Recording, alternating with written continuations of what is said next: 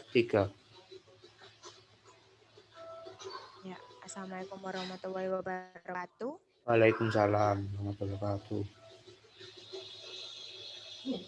Kali ini saya dan Jamal akan mempresentasikan mengenai kurikulum 2013.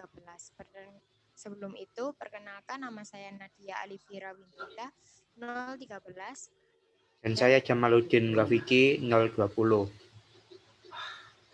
ya. Jadi, untuk pembahasan kali ini kita akan mengangkat 4 pembahasan, yaitu pertama, rasional perubahan perkembangan K13, yang kedua, landasan perkembangan K13, yang ketiga, tujuan perkembangan K13, dan yang ketiga, K13 berbasis kompetensi.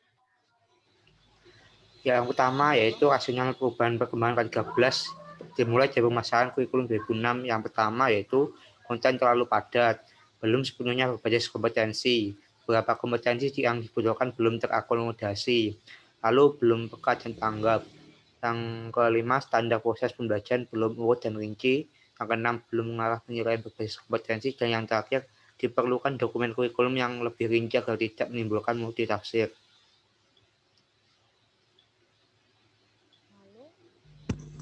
Lalu ada alasan perkembangan kurikulum. Yang pertama yaitu tantangan masa depan. Contoh dari tantangan masa depan ini ada globalisasi, masalah lingkungan hidup, kemajuan teknologi informasi.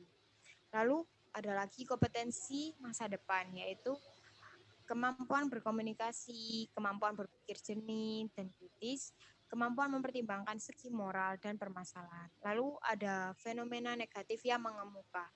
Maksud dari fenomena yang negatif yang mengemuka ini biasanya contoh-contoh yang ada itu seperti perkelahian pelajar atau tawuran, narkoba, dan korupsi.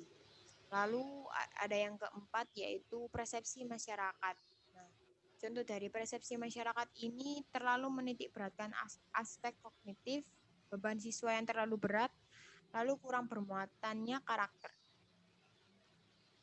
Lalu landasan pengembangan K13 ada 3, yaitu yang pertama aspek yuridis, yaitu RPJMN 2010 sampai 2014 tentang sektor pendidikan.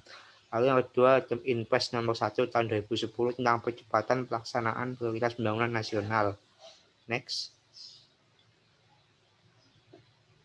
Lalu ada aspek filosofis, yaitu filosofis pendidikan yang berbasis pada nilai-nilai luhur, nilai akademik, kebutuhan peserta didik dan masyarakat, kurikulum berorientasi pada perkembangan kompetensi. Lalu yang ketiga ada aspek konseptual, yaitu relevansi, model kurikulum berbasis kompetensi, dan kurikulum lebih dari sekedar dokumen. Next. Lalu ada tujuan pengembangan K13. Yang pertama, menciptakan lulusan yang memiliki kemampuan berkomunikasi, yang memiliki kemampuan berpikir kritis dan jernih, lalu memiliki kemampuan mempertimbangkan segi moral suatu permasalahan, dan lulusan yang mampu menjadi warga negara yang bertanggung jawab, dan memiliki lulusan yang mampu mengerti toleran terhadap pandangan yang berbeda.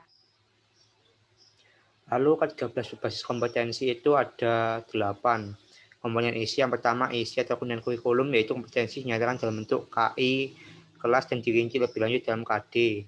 Lalu yang kedua kompetensi inti merupakan gambaran secara kategorial mengenai kompetensi dalam aspek sikap, pengetahuan, dan keterampilan yang harus dipelajari. Lalu yang ketiga kompetensi dasar KD merupakan kompetensi yang dipelajari peserta didik untuk suatu tema untuk STMI dan mata pelajaran untuk SMP hingga SMK. Lalu kompetensi inti dan kompetensi dasar di jenjang pendidikan dasar diutamakan sikap dan pada pendidikan menengah pada kemampuan intelektual. Next. Ya, lalu yang kelima ada kompetensi inti menjadi unsur organisatoris kompetensi dasar, yaitu semua KD dan proses pembelajaran dikembangkan untuk mencapai kompetensi dalam kompetensi inti. Lalu ada kompetensi dasar yang dikembangkan didasarkan pada prinsip akumulatif, saling memperkuat dan memperkaya antar mata pelajaran dan jenjang pendidikan. Lalu ada yang ketujuh yaitu silabus dikembangkan sebagai rancangan belajar untuk satu tema SD atau MI atau satu kelas dan satu mata pelajaran SMP, MTS, SMA MA, dan SMK MA. Lalu yang ke-8 adalah rencana pelaksanaan pembelajaran atau RPP dikembangkan dari setiap KD yang untuk mata pelajaran dan kelas tersebut.